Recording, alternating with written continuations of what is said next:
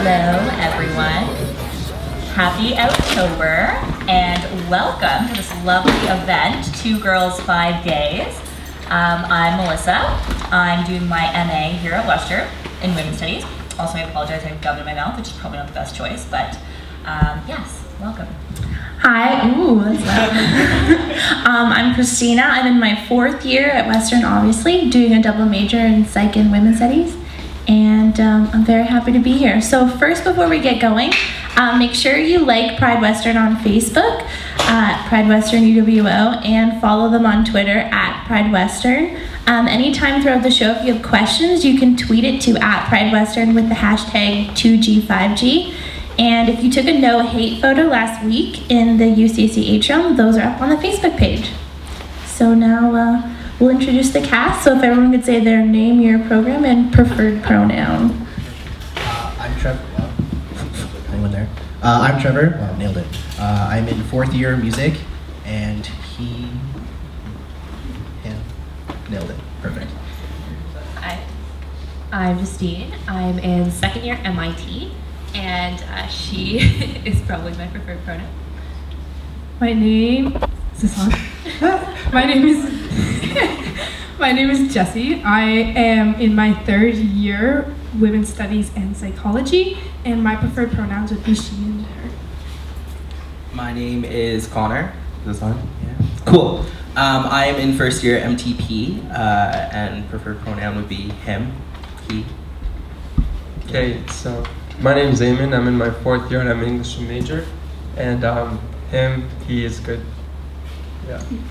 Awesome, thank you. And it's so lovely to be able to have this chat with you all today. So I'm just gonna get right into it and ask, okay, don't have to laugh at me. What's your favorite part about being queer? Obviously, the boys. That's my favorite. The boys and the girls, because I go both ways. That's a lot of fun to have a very wide selection. I have no idea. I was gonna say the same thing. I have no idea. I think I'd have to say like shocking people, and so you know, like, Surprise! surprise. Yeah, I guess just what? dash people's future visions. Or the best is like when people like think they're offending you by saying like you're queer or gay, and they're like, oh wait, like are they offended by that? And they're like, no, I'm not. Like, it's okay, guys. Yeah, I have no idea. I've often thought about how life would be if I was straight. Maybe the best thing is being in the middle of a social movement, right? Towards equality. That's kind of cool. Awesome. Okay, so what's the most interesting reaction you've gotten while coming out to someone? I guess when I told my dad, he had a few beers in him. So I think when he said it to me, he was like, are you sure? Like, you don't like girls? And I was like, you're right, I don't. I'm gay. So that was kind of, I guess, a shocking reaction. Not really, but. I think the most interesting one I had is when I told my mom. I'm like, hey mom, I'm bi. She's like, oh my god, me too! I was like, oh, okay, this works. That's pretty amazing. I'm like daughter, perfect. Yeah. I was on the bus with my friend Andrew, and this guy was like obviously wasted, and he was like, bro, like on this bus, like which of these bitches would you tap? And I was like, I'm super gay. And he's like, okay, out of all these bros on the bus, who would you tap? And I was like, yeah, perfect, that's a great reaction. So he was just genuinely interested in my thirst, so. Which is always very important. Oh, yeah, the thirst is real. In 1st year, these 2 guys were competing to see who could ask me out, and my roommate told them I was gay, and they came up to me when I was eating lunch, sat down with me, and they had a list of actual questions that they just wanted to know. They said, I've never met a lesbian, and I'm very interested in knowing, like, just some, and they were like, I'm asking these with complete respect. I was like, okay. So it was like a practice run for today. But Yeah, I've been practicing for years. All right, that's great. Which LGBT television or film character do you think provides like a fair or accurate representation of queer individuals? And also, which representations do you find the most problematic? Have you guys seen Looking on HBO? Yes. Jonathan Groff? Yes. I think he's a super accurate representation because he's like super awkward, but like also like super cute, like myself. So I totally identify with that. I don't agree with like the Modern Family like dads because I think that's like super stereotypical. Like in my opinion, like there was like once obviously the mom kind of thing, and I'm not down with that. I think for me personally, I really like Piper Chapman from Orange is the New Black because I think she describes bisexuality really well. Like it's fluid. I like hot guys and I like hot girls, so I just like hot people, and like I really like that description of it. And I can't think of a bad one at the moment, which is a good thing, or I don't watch enough television. So, yeah. I think a bad one, personally for me, is Damien from Mean Girls. I think he's not a proper representation of gay men per se. I don't know about women obviously, but like he's like your stereotypical sassy kind of gay best friend, but not like the one in the limelight, I guess you could say. So yeah, him. I actually thought when you said Damien, I didn't hear Mean Girls. I was like, Damien from Vampire Diaries, he's gay. I think a good one would be, at least for me, does it have to be characters or can it be celebrities too? Whichever you want. I'm thinking of like Neil Patrick Harris and his husband, just classic example. They went all the way, they got married and had kids, and they both have great careers. I think that's a great example. I feel like if you've ever watched The Fosters, the two moms on that show are awesome. And yeah, I hate the Modern Family depiction of it just because it's like, if you watch all the episodes, the only episode where you even see them kiss or anything was their actual wedding. Like, whereas you see like Phil and Claire kiss all the time, etc. Excellent, excellent. Okay, so how do you feel about terms like twink, bear, otter, butch, femme, and lipstick lesbian? There's a lot of them, so you can talk to any of those labels that are thrown around. I call them as I see them. That's I like this label. I don't know. I love me my twink, so need it. Sorry. I feel like there are a lot of them, like as far as butch femme dynamics, etc. Like a lot of people highly identify with those categories, though like they're a lot more flexible and on your own terms than like the media would portray it. I would definitely agree with that. I just very recently came out, and learning the word femme for me was a really big turning point, I think, because it's something that I could finally like identify with. And like, yeah, this describes me and what I feel is okay. So that I really like them in that sense. I don't know, I think like, yeah, identify with whatever the hell you want to identify with. Like, who gives a shit type thing, right? Like, who, like, the same thing as like coming out. You're coming out as gay, like you're identifying as gay or straight. And then like if people have a problem with that, then it's like, I don't know, like, be who you want to be. Identify with whatever you want to identify with. Yeah, like, yeah. I was gonna say that I think the labels are really fun and funny sometimes, especially used during jokes and stuff. But the thing that bothers me with the labels is the negative connotations. For example, like the negative connotations with being a twink or a bear.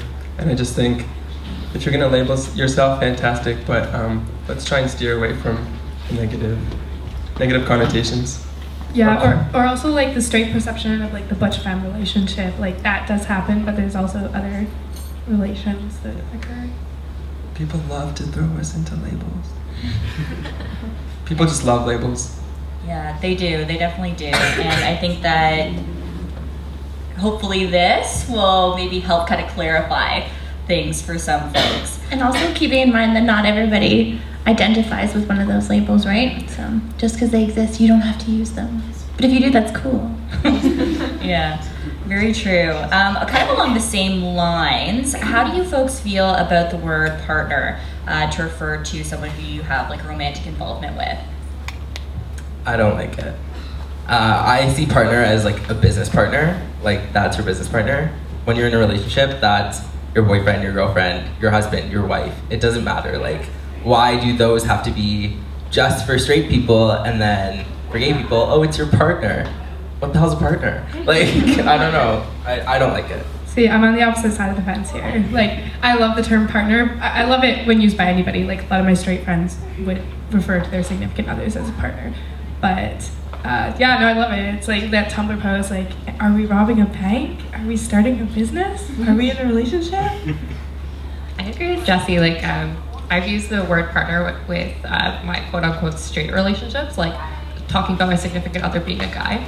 And I think because it's very, it's not very, the word I'm trying to look for, it's not very labeling of what exactly is going on. Like, it's very mysterious in that sense as well, I think, which is kind of nice. Like I said, are we robbing a bank? Right, and if you say, like, when a girl says they have a girlfriend, it's like, oh, like your girlfriend? And you're like, no, my girlfriend. Yeah. I've never thought about it like that, but I was just gonna say you like it for the mysterious factor. I don't like it for ambiguity. Like, you're my partner. Okay, cool. No, like, are you gay or straight? I mean, I think people in general are very curious to know what your sexuality is for whatever reason. And instead of saying partner, I would just like to say boyfriend. Just be direct and straightforward and take it how you will. Same page. We get each other. All right. Yeah, sorry. I just find it kind of interesting, actually. Maybe I can get your thoughts on this. Recently, a coworker was talking to a customer. I work in retail, and she mentioned something about her partner, and she's in a heterosexual marriage. And just because she had used the term partner, the customer automatically assumed that she was in a lesbian relationship. So, have you ever experienced like that? Yes. Yeah. Very much. Okay. I use partner in a very romantic sense because I'm the most hopeless romantic you'll ever find in your life. And partner for me is like, you're my partner in life. You're my partner. We're in this together, and we're gonna take on the world together. But I've said that before about one of my boyfriends, and they're like, "Oh, so you're gay?" And this was before I came out. I'm like, "No, it's my boyfriend." And they're like, "Oh, okay." And it just made the situation really awkward, which I think is kind of upsetting. But Yeah, I'm gonna say it's almost like there's a disconnect between the people that use it, like how they feel about it, and how it's gonna make other people feel about it. And so I guess you have to think about it from both perspectives, or you don't have to. It's up to you. She's funny. Okay, so now moving on to the next question. What do you find most challenging about dating, like as a queer person?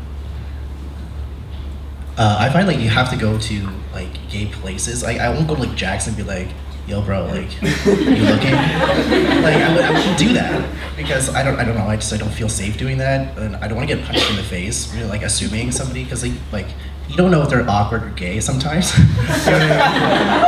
he's kind of cute. He's looking around like he doesn't want to dance with anybody. I'm gonna go ask him out. He's like, get away from me, bro. Kind of like I don't want that. So I don't know. That's what I find difficult anyway. Yeah, it's a big struggle. I mean, for me personally, like, I'm an English major, so you have a class of 30 people, 28 of them are female. And all my straight guy friends are like, you're so lucky. No, I'm not. And then I go to work, and again, every single coworker of mine is a female. And then I go home and I have sisters, more females. It's tough, and I feel like oftentimes you have to revert to gay places or dating apps or online dating. And those don't always have the best selection of people, unfortunately. I feel like, especially as a queer woman, there's a sense that like you can go anywhere and like make out with the lady. As to whether she wishes to pursue like anything else with you is questionable. So I find that kind of misleading. But overall, being in women's studies, like queer dating is super easy. Honestly. I'm in the wrong program then. Not for me, but for other attractive queer ladies. I don't know, yeah, I agree. I guess like you have to like, I guess it's different for, I don't know if it's different for you or not, but yeah, like gay places, like, because with girls, I guess, girls like to make out with one another. Doesn't matter if you're gay or straight, and like you were saying, it's confusing. Yeah, that's true. Oh yeah, we go to gay places too. No, obviously, like I'm not saying that you don't, but like, yeah, like with guys, you don't, like, there's not like a siren that goes off telling you that they're gay or not, like you don't know, so like going to those places makes it easier, but... Well, in terms of, okay, sorry, I'm asking like a bunch of like sub questions that are really just me ask me these questions. What about in terms of like flagging? Like for example, I know I've had a question or a conversation with some people about like femme flagging with the like ring finger nail, like as a different nail polish color. Like I don't know if that is something that is a real thing, if that's something that's just like I've never heard of that in my life. Like there's the usual like short nails, like you always like oh god, French tips. Like I've never seen that. At Western, like it's easy because everybody has those like it's fun to be gay buttons. I don't think they actually say that, but that makes it easier to pick people. But that's what they mean. Yeah, that's what they mean. By flagging, do you just mean like certain things that some people wear or like do? Is that what you, okay. Yeah. So I'm thinking like clothes or like maybe a certain color for guys maybe, or like a certain accessory. But is that a thing? Like, I feel like not everybody knows, I'm gonna wear purple today. Not everyone's gonna pick up on that, right? The studded belt, the beanie, the plaid, the Converse, the Doc Martens. Do gay guys have anything like that? Like, do you have anything? What? No. Well, I'm just trying to think. I think this is stupid. Like, having something that labels you, might as well put a star on your shirt. It's like, I don't agree with that. Reclaim the star. Reclaim it, yeah. Yeah. This got really dark, I didn't mean it. No, that's okay. I think that's fair. So going off that, like, how do you feel about the term gaydar? Because I know that's used a lot, like, ooh, to pick them out, and like, do you think it's an offensive thing to use? Do you? No, I don't think it's offensive. No. I just have a really bad one, so. I think it's more fun. Like, yeah, it's mostly a joke. Having gaydar is kind of fun because people, I know like with me, a lot of like my girlfriends will come up to me and they'll be like, so who's your gaydar like on this person? And like it's kind of funny, like it's a joke, like who do you think's gay, who do you think isn't? But I don't know, like it's nothing like serious, it's just for fun. I don't think the actual thing exists, but you definitely have a sense, and apart from just stereotypical cues that somebody is gay or bi or whatever, I think over time, ever since I came out at least, or the more that I've been exposed to the gay community, I'm just a lot better at having a feeling that someone might sway a different way. And again, that's just through being exposed to more of the community and how people are. Yeah, fair enough. In terms of like maybe being exposed to people, you know, romantically or sexually, how do you folks feel about dating apps like Grindr, Tinder, and Wingman? I've never heard of Wingman. I've used Wingman. Coming from a community of 6,000 people, it does not work. There's such a love-hate relationship with Grindr though, because like, sometimes it's like so ratchet. Like it'll be like 7 in the morning, and like you're like, look, are you looking? It's like I'm not even done my morning poo yet. How dare you ask if I'm looking? Like I don't know. I think it's dumb sometimes. Whatever. Yeah, it's definitely love and hate. I've been on every possible one. Being honest, I have, and I don't know, sometimes you just get really frustrated, especially like living in London where the community is so tiny. Not just the gay community, but the general population of only like 400,000 people. It's not that many people. And sometimes you have to revert to online tactics, I guess. But like I said, I don't know, it is a struggle. And a lot of the people on there aren't a good representation of what actual gay or bi people outside the apps are like. Yeah, and like a lot of, I know on like lesbian apps or like OkCupid, there's a lot of couples looking for threesomes with lesbians, which is kind of uncomfortable if you're not really into polyamorous relationships. So I'd say I have a love-hate relationship with it too. Yeah, love-hate I think is the best way to describe it for everyone. I don't know, like they're like, you like try, like it depends on what you're using it for as well, I guess, but like if you're looking for a specific thing, like can't always get that because a lot of people on there are obviously just looking to hook up, but like if you want to just like talk to people or just like kind of like widen your gay circle, it's not, I don't know, it's not as easy. I don't know. Do you guys find that, sorry, go ahead.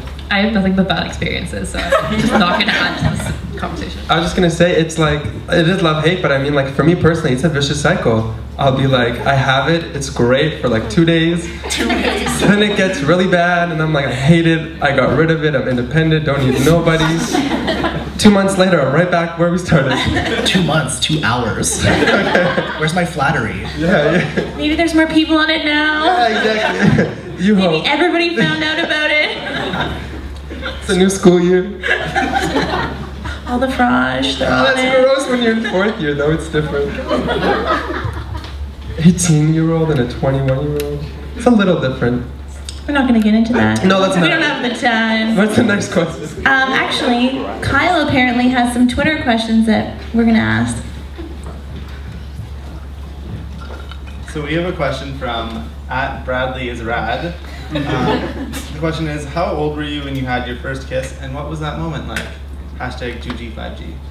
3 more questions, by the way. Hashtag great question. Like first real kiss or like first like queer kiss? Yeah, I'm wondering that too. Whichever one you want to answer. I'll answer both. Whatever one's a better story. Oh, I was 11 years old and it was on a trampoline. Her name was Michelle. We were dating for like 5 seconds. So that was exciting. And then my first real one was, there's like a huge fireworks display in Windsor across the river from Detroit for like 4th of July or whatever, or like Canada Day or whatever. And it was under like the huge fireworks, my first gay kiss, and I thought that was exciting. That's beautiful. Thank you. Well, both my first straight and queer kiss are really sloppy and kind of really bad stories. Alcohol in high school did not mix very well, and I don't really remember either of them.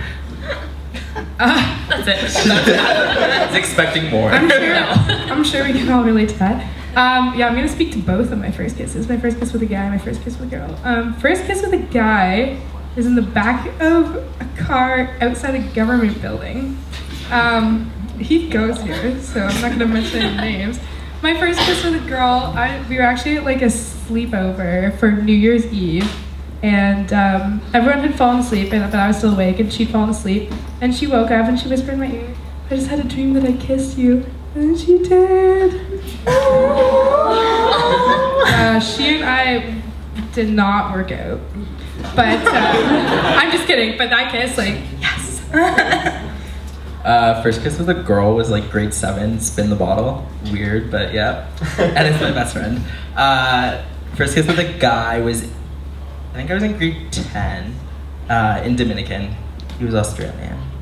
How's this going? Sorry, cool. I want to hear that story. First kiss was actually with a guy, and that was when I was really little. Don't remember too much of it. It was like, I think at a sleepover. And I think we like played like spin the bottle, except we didn't have a bottle, so we used like a remote control. First kiss with a girl was first year university, and that was a little bit more romantic. It was just like after a date. Yeah. Everyone has nice stories but me. I think you have a nice story. Every worry, story mine's is nice 50% in its right. own way. Yes. So, where did Kyle go? Do you have more questions? Okay, so if you have a question, remember @PrideWestern #2G5G. Perfect. Okay. Yeah. Okay. So now back to the script. So do you think that very fun. Do you think coming out is still an important and necessary process, or are we reaching a point where it's less necessary? Necessary. I think it's necessary, but I've had a couple friends actually that haven't come out, and I find it interesting their take on doing it. Like one of my friends, I'm not gonna say her name, but she was with guys all through high school, and then right out of high school she got in a relationship with a girl. So a lot of people were like, oh, is she bisexual? Is she lesbian? And I think for her it was kind of just like, why label again? But I think we like labels. So for me personally, I like the idea of coming out, and I think it's, again, part of like that social movement that we're a part of. That's a great thing to identify as, and yeah. Sorry. No, go for it. I was just gonna say, like, there's just like a small respect aspect from my point of view. Like, to let people in your life, you kind of sometimes have to explicitly say that, especially as a girl. People just think you're experimenting. So like, I don't know, you want to introduce your girlfriends to your parents if you have a relationship with your parents, and to your best friend and stuff like that. So I'd want to come out to those people and have. We like labels, but I don't like the fact that we like labels. I'm trying to think. You have so many ideas, and then when you're up here, you're so nervous, and they all disappear. Don't be nervous. That's just so great. Nobody's watching. I was just gonna say with coming out, I think for me personally, apart from the first people you generally come out to, your best friend, maybe your mom or your sibling, I think you you sit them down and you let them know quite deliberately what or who you are, or a part of who you are. But and for me, that's what I did. But then later on, I just drop a whole bunch of hints and just hope they pick it up. And again, this is like the idea that do straight people have to come out, you know? And no, they don't. And I don't think necessarily I have to come out every time I talk to someone. Hey, I'm Ayman and I like guys. Nice to meet you. You know, it's like, hi, I'm Ayman, and we get to know each other, and then if you're gonna ask me, great, I'll answer honestly, but I don't find it a necessity for me to be like, I'm gay. I have two very strong opinions about this topic. One of my very, very good friends is actually trans, and for him coming out like to my family and everything as transgender, because he was originally a girl for, he's only 14, so kudos to him, but like coming out, because he just went into high school and he hasn't told many of his friends that like, yeah, I'm trans, and for a lot of people it just really doesn't matter for them, because it shouldn't. Like he is who he is now, and for the trans kind of side of it, I think it shouldn't have to, because you are who you are, and gender's just a very small part of that, and like they like him for who he is. And then for my own, I guess, opinion of it, my coming out process was literally sending a Snapchat to all my friends being like, I'm switching teams, men suck, and that was my entire coming out. Otherwise, it just like, it didn't really matter to me, it didn't really matter to any of my friends or my parents or anything like that. Like I've never sat my family down and be like, I'm bi and I like girls and guys. Like that just never occurred to me. So it's sad that I guess it still has to happen, because straight, in my opinion, shouldn't be the assumed. Like, yeah. I don't know where I was going with that. I always assume people are gay, so. Well, there you go. Assume, hope, same thing. Yeah. Yeah, hope. One thing I do want to say, coming out is necessary for certain types of people, depending on your ethnic, cultural, religious background. I definitely think that's something that you do need to do deliberately, coming out. Like, for example, I'm not out to my parents. I have a 16-year-old sister who is pretty smart, and she's asked me a couple of times, but she's smart enough to know not to ask too many questions. But I can't just go off, do my own thing, and then get married to a dude and not let my parents know. I'm still figuring it out though, so to be continued. All right, we will look forward to potentially investigating that on a different panel. But to continue, have any of you ever had any negative experiences on campus relating to homophobia or transphobia? And if so, how did you kind of handle that?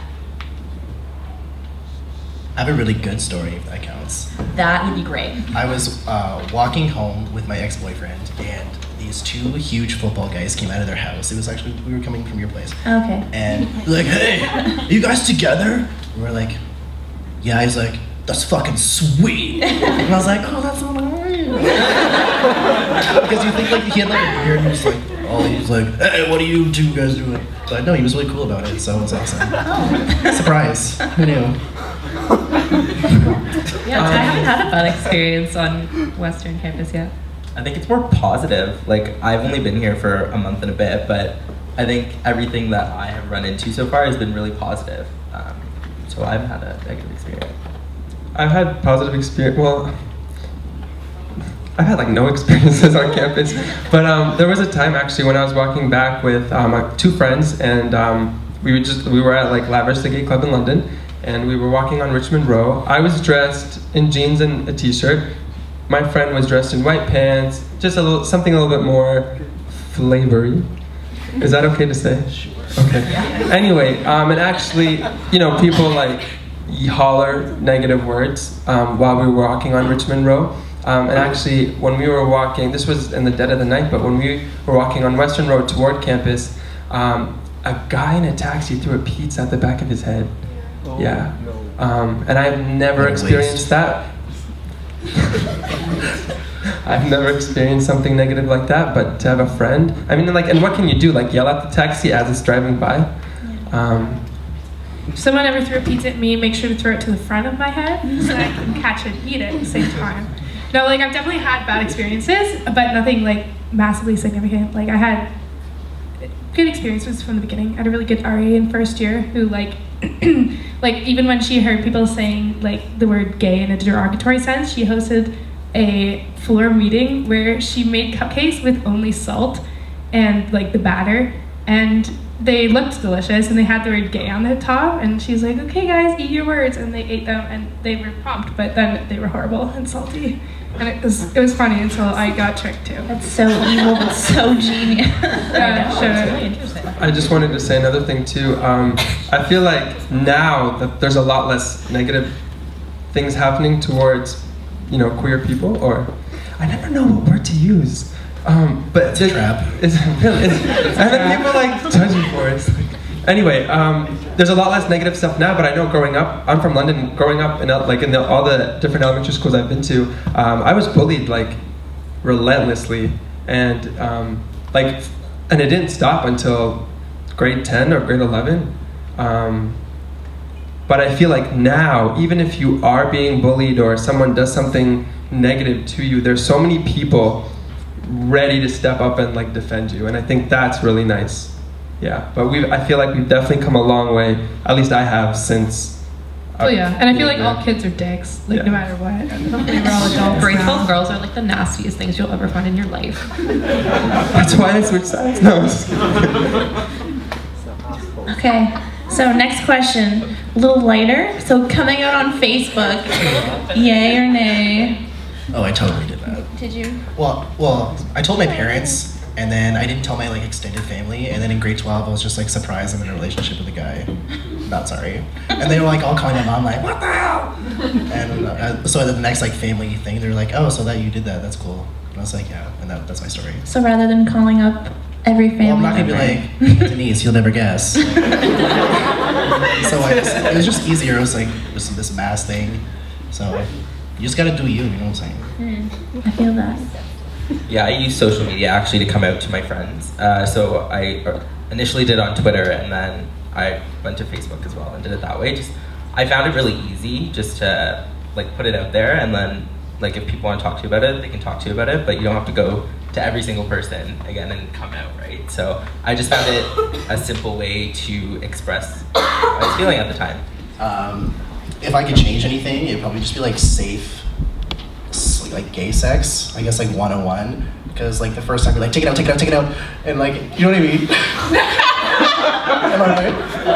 No, I don't know what you mean. We can imagine. Yeah, so We don't know.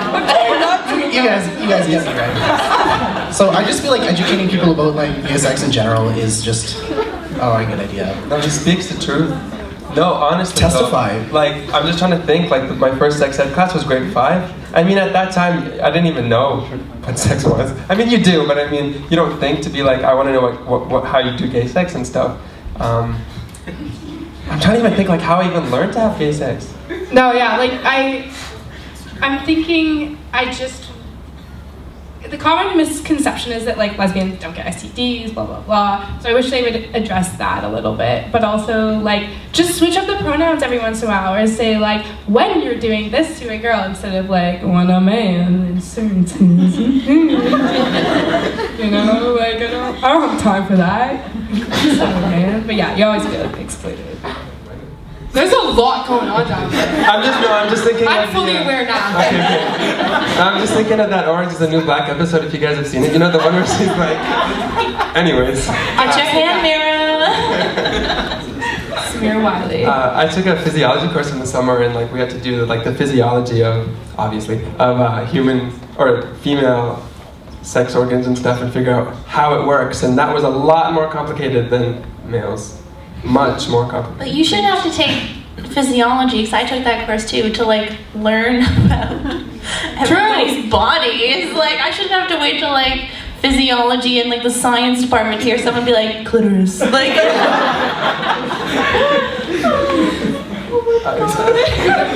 Yeah, I think there's also, like, I came from a very Catholic elementary school that was hugely problematic, and then I went to a public high school, and the sex education was just really awful there as well. And I think that the fact that sex is never positioned as something that can be pleasurable is like equally a problem. So it's a health risk. Just to add that in there. That's what we learned. I had it like in grade 9, my gym teacher kind of taught us sex ed, and she was awesome in that sense. She was like, you know, when you get home and you're real tired, but you have your husband and he's done stuff for you, so you do stuff for him, and that's what marriage is about. It's teamwork and compromises. And she's the same woman who once said, I once thought I was a lesbian, but I turned out I wasn't, and now I have a husband, and that's why my name is hyphenated. She's a great lady. Sounds like a gem, really. Yeah, she really was. Little slight aside, you don't have to answer it if you don't want to. So we were talking about like, where do you learn about it? So like, where did you guys learn about it? Like, some of you touch on it. Again, don't get graphic, but you just figured it out along the way. I'm regretting this question, but Helix Studios. Oh my god. There you know. Autostraddle. That's a gay porn site for those who don't know. But apart from porn, I feel like, I think I mentioned earlier, like just like forums how to bottom for the first time. Or like, if you get even like on YouTube, there's like tips and stuff there like is? that. No, Yeah, there are tips. There's lots of tips. But there's also like your own encounters. Like, honestly, I just learned from hanging out in dorm rooms. I learned from Tumblr. I'm not going to expand anymore. Don't believe what you learn on Tumblr. It's not true. That's why you're a romantic. Tumblr. I'm on Tumblr too. right underneath the GIF post, how to. Actually, that, yeah. All right. Sorry, I'm just trying to, like, as I'm talking, I'm trying to think, okay, what's a good transition to the next question? Sometimes there's not. Have you ever felt like the token queer in a situation? So like the gay best friend, that sort of thing, and how do you feel about kind of those situations? The term gay best friend pisses me off. Because it's just like, I remember one time I was at a party and someone came up to me and they were like, I want you to be my gay best friend. And I was like, what? Like, what does that even mean? Like, what do you mean by that? Like, so I don't know, like, I think people like the idea of introducing you as your gay best friend. For me personally, I don't know why, but I think those like that label specifically kind of irks me a bit, just because it's like, I understand I've come out to you, but I don't understand why you feel the need to go to other people and be like, this is my gay best friend, he's not yours, but he's mine, like type thing, I don't know. Have you guys seen the movie GBF, like Gay Best Friend? I was just about to mention that. That was the worst movie. No. I have not seen that. Don't. If you don't like it, don't do it. Jojo's acting was fantastic. Eh? Yeah, okay. I feel like it's a very straight thing. Like, I don't know where I was going with that. Very straight thing. All my best friends are literally gay, so just in advance, I'll let this room know. They're all my gay best friends. So in case you No, but like, can I just be your best friend? No, I'm just kidding. No, I know.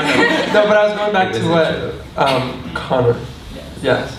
Anyways, I thought his name was Carlo, but anyway, Carlos. Yeah. Carlos.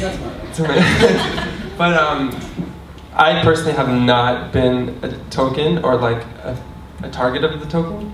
But I remember one guy did ask me. He was it was his 1 year anniversary with his girlfriend, and he wanted me to go shopping with him for like a suit. And honestly, I didn't mind at all. I think he respected much more than like my fashion sense. This is not a good representation. It's exam season. But when he asked me, I was very flattered. I'm like, yeah, if you really, maybe I'm just being like naive, but I took it as like, oh, you think I have good sense in fashion or clothes, so all right. Maybe he didn't mean it that way. I don't really have a problem with it. Like, I'm definitely the only gay person in my group of friends, but they never introduced me as like, oh, this is Trevor, our gay friend, you know? So, I don't know, I like the attention anyway. I live in a house of boys, so people are often like the first thing is always like, do you live with boys? What does your father think? And then the second thing is, oh yeah, you're gay, that makes sense. And you're one of the guys. And it's like, exact same thing for me, I live with all girls. What? We're on the same cycle. Yeah, it's like, it's like, where did those two completely different conversations come from though? Like, first there's the like, but you're gay, so it's okay. Yeah. Yeah, it's fine. Oh, okay, well, glad the hamster's turning in your brain. What? I think I vaguely understood that. I got It's a little lost it. on me as well. Thank you. The wheels are turning. Yeah, right. Sorry, I don't colloquial language. Words are hard. Words are hard. Okay, so moving on again. How do you feel about Pride Parade events like that? Have you been to them? Been in them? Remember your roots. True. That's all I'm saying. Love Pride, but remember where it all began. I love Pride parades. I think they're awesome. I've been in the past 2 in Ottawa for the past 2 years too. And I've actually marched with like the Canadian Forces because I'm part of the military, believe it or not. So we go as like a unit, and we go, and you would not believe the reception we get being in uniform in the parade. Is really, really awesome, and everyone's like super glad to see us there. But there's always those like bigots with the crosses, like mercy is free kind of thing. But I'm not down with that. But everything else is super cool.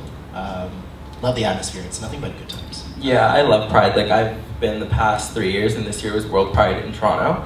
And I think it was just amazing just to be in such a place of acceptance. And you don't have to be gay to go to Gay Pride. And I think a lot of my straight friends thought that they couldn't go. And I was like, no, like, everyone can go. It's just, it's a great celebration of just life, pretty much. And just what, and like, the roots, like remembering the roots and everything that has happened in the past. But no, it's awesome. I love it. Yeah, my first Pride event was actually this past summer in Toronto World Pride, and it was like World Pride, so it was a great time. I had a really fun time, and like you said, it is always a good time, but it's just positive vibes all around. It's not about like who can hook up with who. It's not really much of a meat market, but just people there. I mean, no, I understand. Okay. Sometimes. Got it. But I mean, like you'll go to a gay club, and that's how it feels. Some of them, anyways, or just clubs in general. But then for World Pride, I was just so surprised by just this feeling of genuine community and support. I loved it. It was good. Yeah, I agree with everyone. But I do have a question. I was gonna say, some straight people argue like why we need it and stuff, and I don't know how to argue back. What do you guys think? I just feel like, yeah. Well, I also feel like gay pride started because of things like police brutality and everything, so solidarity was necessary. So I feel like it's wise to explain that to them, and not in a condescending way, like, have you ever experienced police brutality? Because neither have I, but I mean, like, it's good to throw back and look at where it all started. And there's no, straight pride is every day. I was in straight pride on the street today, and yesterday, and last year, and the day before. I'm an active participant. That is such a good way of putting it. Like, actually very good. And also, speaking of someone who identifies as heterosexual, like having been to like several prides in Toronto, like I can definitely say that you feel that sense of community, and you feel it's like very much like feeling at home, even though I don't identify as queer. It's like I can still sense that feeling. So I think it's hugely important. I don't know what those other people are talking about, and I can't say very inappropriate things up here, but if We're thinking them. We are thinking them. In terms of like on campus specifically, how do you folks feel about the courses that are maybe geared towards or include queer experiences or queer history? Do you think there's enough of them? Do you think there should be more, or what kind of classes would you like to see? As if I have time for electives. I don't know. Fair enough, fair enough. I didn't even know there were classes like that, sorry. Women's studies. Welcome to women's studies. I mean, you're not gonna have a science class about, topics like that, but I mean, as an English major, I was looking at fourth year, I'm in fourth year, it's complicated. I'm not taking any fourth year level courses right now, but I was looking at them, thanks. I was looking at them, and they actually, like, some of the topics were like queer topics. I don't recall specifically what, but there were, and that was very interesting. I've taken intimate relations. I'm taking queer contemporary topics. Hey. There's lots. I actually think Western has a great selection of queer classes, queer-oriented classes, and I feel like I've learned a great deal about queer history. And like, I've never been much of a history person, but I've really enjoyed any history class that has involved my roots, your roots. Yeah, speaking of Our roots, everyone's roots. Speaking of history classes, one of the electives I'm taking is a World War I, II history course, and actually one of the lectures we had was on like love in the First World War, and the prof obviously is going to talk about same-sex relationships and stuff during World War I, but he actually said there's not like, he said something about like there's no information and like the general population was straight, so I'm just going to talk about straight relationships. But I mean, like, I would love to know if there were, and I'm sure there were like gay things going That's on. called laziness Right, in the teaching right. department. You're a history professor, you literally have one job. Find the history. Yes! But I mean, I would have loved to, I mean, I must start researching. It's so true that the funny thing is I'm in a sexual subjects class where we literally learned all about World War I, and it was like 45% queer content. Pretty decent. Yes. Yes! Stuff is out there. The professors just have to put it in. Like, who's to Absolutely. say you couldn't have a queer thing in a science class? Yeah, I mean, If you have an learn- idea what that would be, Yeah. tell the professor, but like... The way the methanol attaches to the other thing is very homosexual. Kyle, do we have any more Twitter questions? We do. Awesome. He's so excited. I know, that's a weird way of saying that. Yeah, thank you guys for tweeting questions. We have a bunch. The first one comes from @Daniel Jung. Daniel Yang. Daniel. What advice do you have for students who are not out in relations to coming out and about getting involved with the community? There's no rush to come out. Absolutely no rush to come out. And just be aware that there is a community at school and, on campus and off campus, and they will take you in with open arms. But again, there's absolutely no rush for you to come out. You do it on your own terms when you're comfortable. But know that when you are ready, there are people here to take you in. Yeah, I agree. Like, it takes time. Like, and I think throughout, we were talking about earlier, kind of like you're always going to come out in your life. So it's just a process, and whenever you're comfortable with doing it, then go for it. But yeah, just whenever you're ready. Like, don't let someone else tell you that you're gay, and that will happen. But whenever you're comfortable with it and you can accept it and say those words to yourself, then you can go and tell other people if you want. It's true though. Like, how cheesy is it to say like you need to come out to yourself first? But it's absolutely true. Like, until you can like positively affirm some kind of identity with yourself, then like how are you supposed to convey that to others with confidence and in a way that will receive positive affect back? But yeah, I agree. Open arms. And then after you come out to yourself, make sure you have. I've been really blessed with a really good group of people around me who's been really supportive, but definitely think about who you want to come up to first. Like, I know a lot of people come up to their best friends, they come up to like, just be careful with who you talk to, because actually, okay, no, I have had a bad experience. One of my best friends from high school does not accept queer in any way, shape, or form. And I know that if I did come out to her, that she'd be very vocal about how she doesn't like it. And I guess it's just choosing those really good people, but knowing that there are, like you were saying, there are groups of people out there who can help you with this. And we're standing up here with open arms. And like, I know I can say, if any of you came up to me to help you with this kind of stuff, I would have absolutely no problem giving my advice. And like, we're here for you if you need us. Yeah, I'm totally vibing off you guys right now. Just like, believe in your dreams, follow your heart. You know? Like, just listen to your heart, you will understand. Just listen to Grandmother Willow, she knows. Yes. But remember financial things as well. Like if you are dependent on your parents or something and you come out and they could potentially cut you off, then that's something you want to take its time. Yeah, the thing with the family and the friends, actually, for someone who is, coming out to your friends is one thing, but I think coming out to your family is a different thing.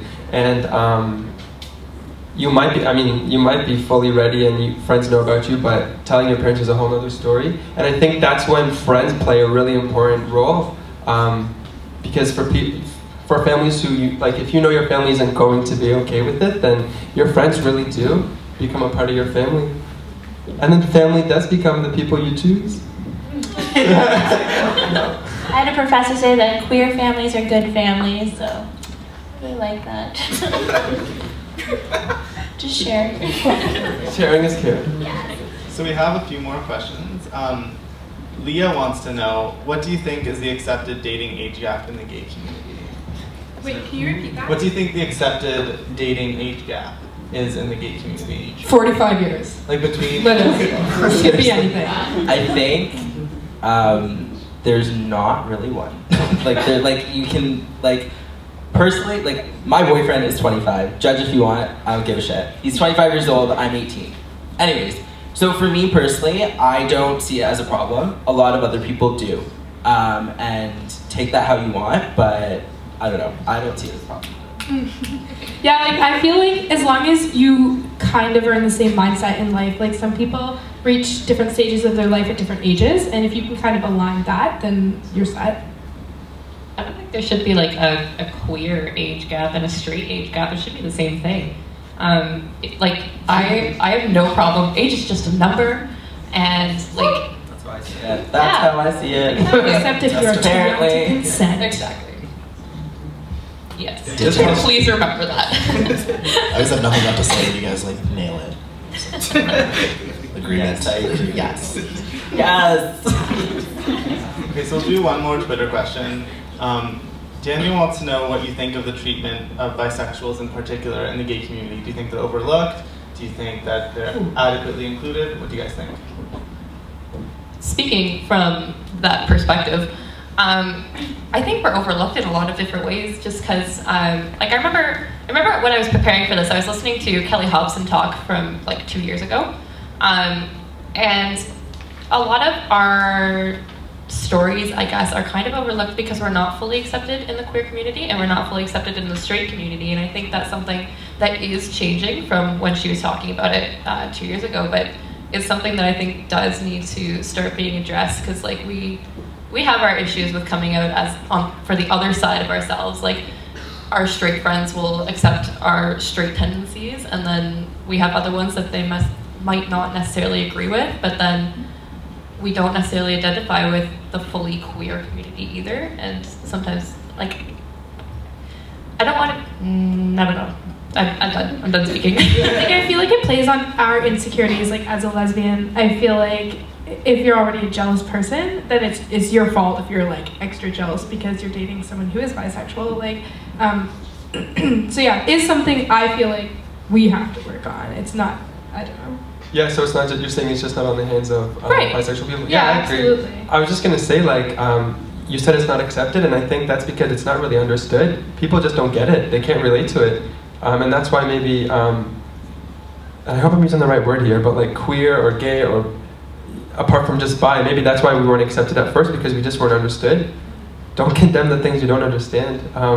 But people ask me so are you bi because you dated a girl once? And I'm like, I don't know. And I guess that just goes to show that sexuality is fluid. It's just a spectrum. It's not black and white. There is black and white, and then there's gray, and then it just moves back and forth. And it depends on every single person. There's no concrete thing for the general population. I can make a 50 Shades of Grey joke, but I'm not going to go there. I'm sorry. I was there too. Okay. Yeah. I think the tweeter is done. So, next question. Yeah, let's go back to our lovely little script. How do you feel about public displays of affection, also known as PDA? I feel good about it. Here's the thing about PDA that I think, and I read a really good article about it last summer that I was like, yes, right on that, smack the nail on the head. There's expressions again, I don't really. Okay, as far as PDA goes in the queer community, I feel like even the slightest displays of affection, people are like, whoa, whoa, don't get too crazy on me there. Like in public, people that's what people act like. But I read a really good article that said, like, it's pride and being queer and everything. You're already, whether you like it or not, you're already part of something that challenges the norm. So, like, PDA, like, reclaim it and challenge the norm and make out with people in public. Just grab each other's asses. Would it say to be true, this is just more of a question, that it's more accepted for 2 girls to show PDA rather than 2 guys? Yeah, but 2 girls, it's very sexualized.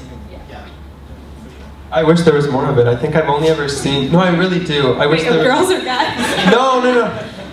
God, I'm never gonna become anyone famous or like in the spotlight. I'm not gonna carry myself well. But I was gonna say, like, I remember 2 guys walking in an intersection and they were holding hands, and I just felt so prideful and just so happy. And then I was at JBR's, and and I actually saw 2 guys holding hands in there. When I think of PDA, I just don't think about just making out full time, but holding hands or like just doing little gestures here and there with your significant other. I think that's so awesome, and I mean, like, if I was dating someone, I would want to feel comfortable being able to do that in front of the general public. Yeah, I think in general it's a great thing. And then again, too much of it is just like you're getting carried away, I think, in my personal opinion. Like, a lot of people go overboard with it, and it doesn't matter if you're gay, straight, bisexual, whatever. I think too much of it is kind of just gotta not stop with it, but tone it down a bit. Yeah, go for it. Like, kiss like your significant other in public, hold their hand, slap their ass, like whatever. Like, you know. But with consent. Yes, but don't make other people comfortable or uncomfortable. don't make comfortable. Don't make them right. But another thing is, like, with the littlest gestures, stop worrying about making other people comfortable. Yeah, totally. Yeah, for sure. That's a really good point. I like that. I love this. Everybody just go out and hold hands with someone else today. All right, so you were talking about going to the bars and JBRs and all those fun places. So do you think that the bars in London are safe for queer people? And have you ever felt uncomfortable or unsafe while out with your friends? Got a hard opinion here. Who wants to go first with this? Oh my god, you can go first. Well, I was just gonna say, I've heard horror stories, like people getting smashed in the back of the head with like a beer bottle, at JBR specifically, actually. And this was like 3 years ago. I was there with an ex-boyfriend at JBR's. It's like my favorite club. And I wouldn't dance with him because I just felt so frightened. Like, we would dance apart, but just never together. We were with our circle of friends, but I didn't do that because I was a little bit, I didn't know how people were going to react, and I just wasn't willing to take the risk. Yeah, I'm trying to add lavish, which you think would be better, but I was dancing with an ex, and a guy grabbed me, and he whispered, "It's my birthday," in his ear, and like, I tried to get away, and like, eventually I just had to leave because it was that bad. Like, if he was strong, I was like, "Why are you here?" But well, it was his birthday. It's like, yeah, I get to grab people and tell them it's right. And then, like, another time I was walking out of a bar, and people guys surrounded a girl and myself, and I hardly knew this girl, so it was very tumultuous. Even at Cowboys last weekend, I was there. Cowboys is usually pretty good, but somebody came up to us and they were whistling, and they're like, like, they had it on their phones taking pictures, and I was like, what, so unsafe sometimes.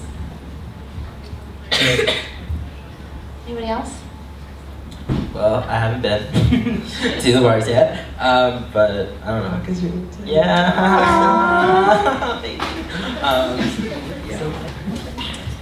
All right. Sorry. I was just thinking, I just kind of zoned out a little bit because I was actually thinking of a friend. I was listening, I was paying specific attention to your story about Cowboys because I had a friend who was actually asked to leave Cowboys because he was wearing like a tank top, and the bouncer, he is a very like effeminate person, and the bouncer asked him to leave. He was like, sorry, your clothes are too revealing, you need to leave. And he was like, are you Has the kidding Pats me? ever Like, been to Cowboys? I was like, can you look around? Anyways, so yeah, and so they got into a tiff and he was kicked out and it was really bad, but yeah, anyways. Do you guys pretty think? problematic. Do you guys think it depends on where you are? Because I've been clubbing in Montreal with that ex-boyfriend, and we were at straight clubs and it was perfectly fine. Yeah, it depends where you are. Like, I've been to clubs in Toronto and it's been completely fine. And again, in Montreal as well I've been, and completely fine. So I guess it just depends where you are and how that demographic takes it. Yeah. Even within London, I find like usually you hear these horror stories, but I've never heard any from like Hideaway, which hopefully that is a good thing. But it definitely still exists in all places here. It's not the greatest, I don't think. The Hideaway, ADK, and Call the Office, I find, are all really good for safe space. That's good to know. And I know a few of you touched on this earlier, but how do you feel about the fetishization of female-female relationships in popular media or in general? That's a big question. It's gross. True. It's like I have too much to say about this. No, say it. Go for it. Let your heart be free. Song with the birds.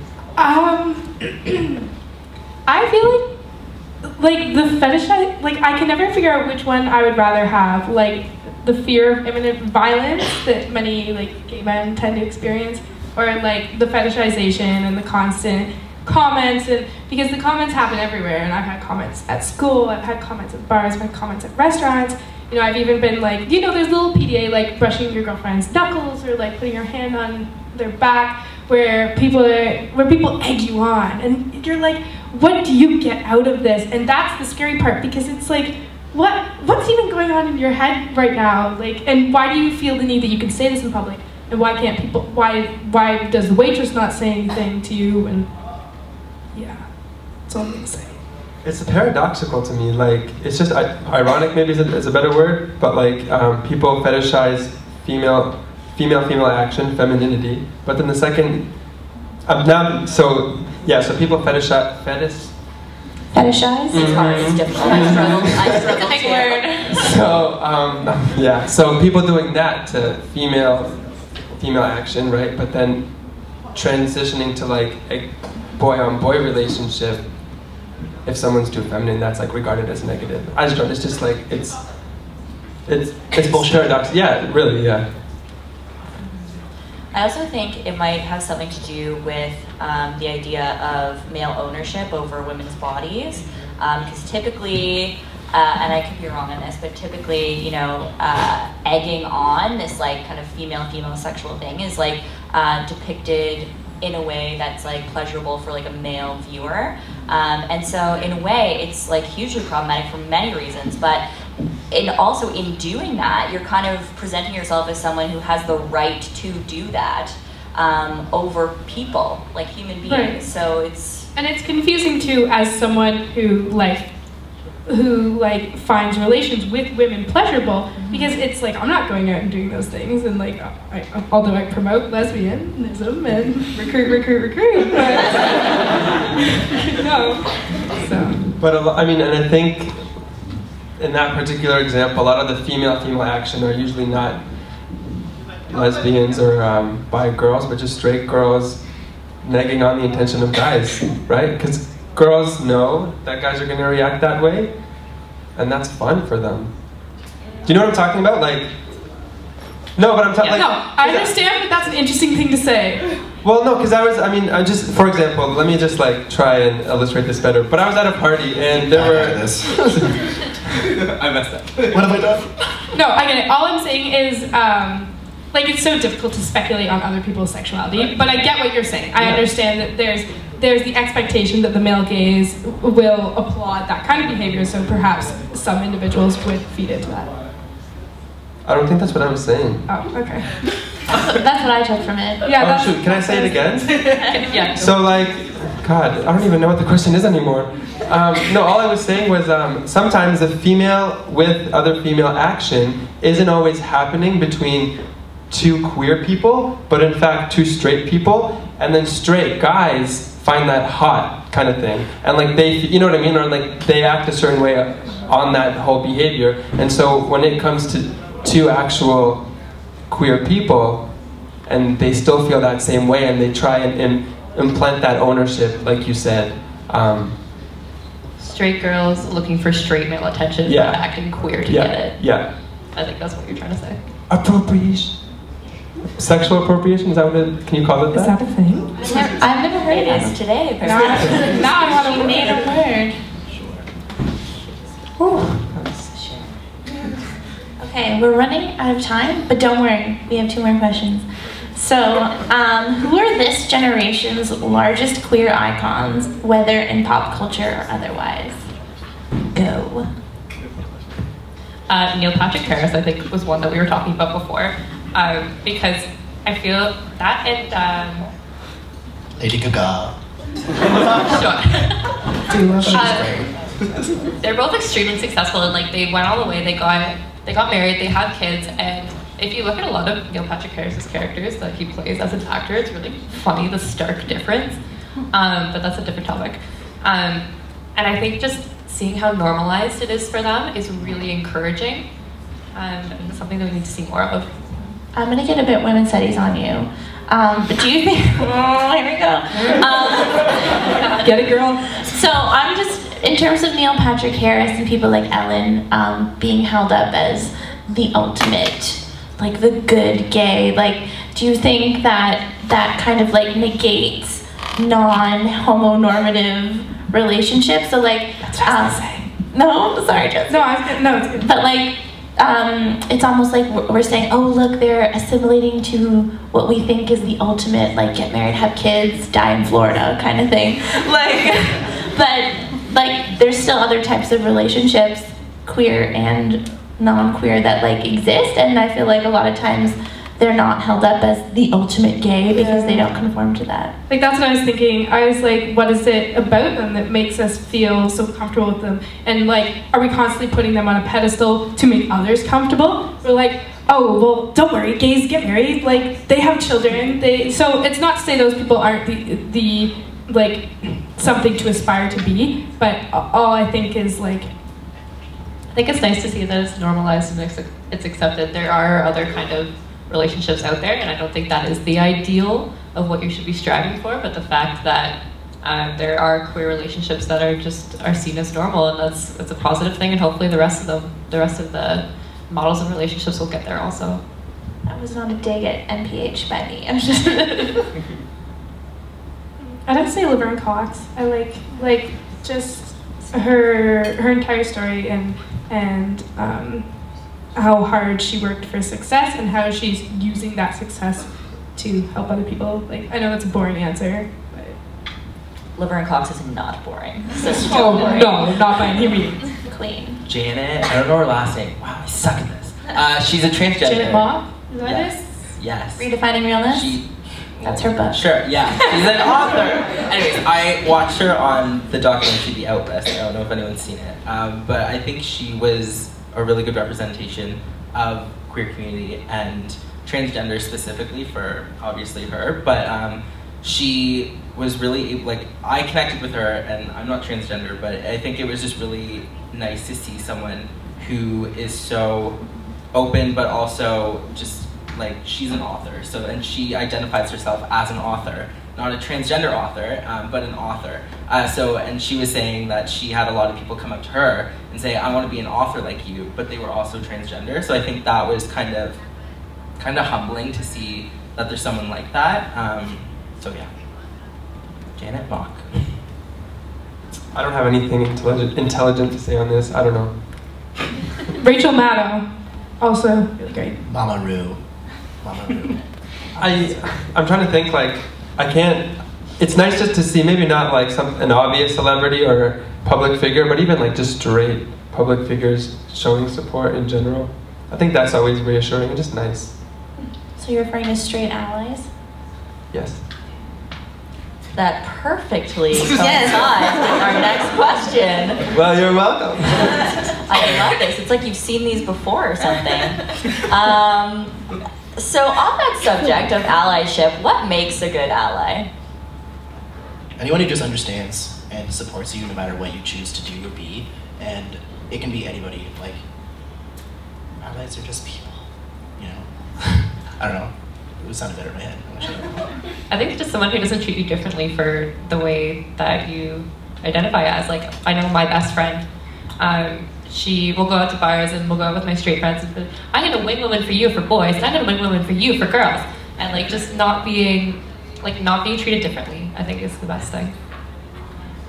I forget what I was going to say. I think a good ally is... Oh, a good ally is someone who, when you talk about queer issues or things in your life, or you even talk about your girlfriend, and they're not like, oh, you talk about our gay things. Because that's what you get from a lot of people. And you're like, well, no, by talking about my relationship with my girlfriend, this is not a gay thing. I hear about your boyfriend all the time, you know?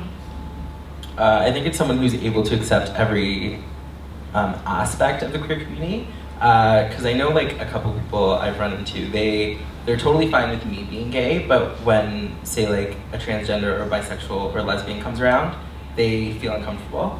And I think it's kind of hypocritical for them to say that they support me, but not other aspects of the queer community. So I think being able to accept every aspect of the queer community makes an amazing ally. I think the biggest factor is just respect. You respect my sexuality, now respect your sexuality. I think that's the biggest one. Apart from, you know, being kind and being there to listen, you know, qualities of like a good friend, but respect for me would be the number one. All right. Well, We did it. We did it in the time. Success. So that's all we have time for today, folks. Thanks for coming out, literally and figuratively. So just a reminder to like PrideWestern on Facebook for all of the upcoming events, and follow them on Twitter @PrideWestern. And Yeah, thank you to our panelists as well. We really appreciate hearing your stories. Follow us on Instagram.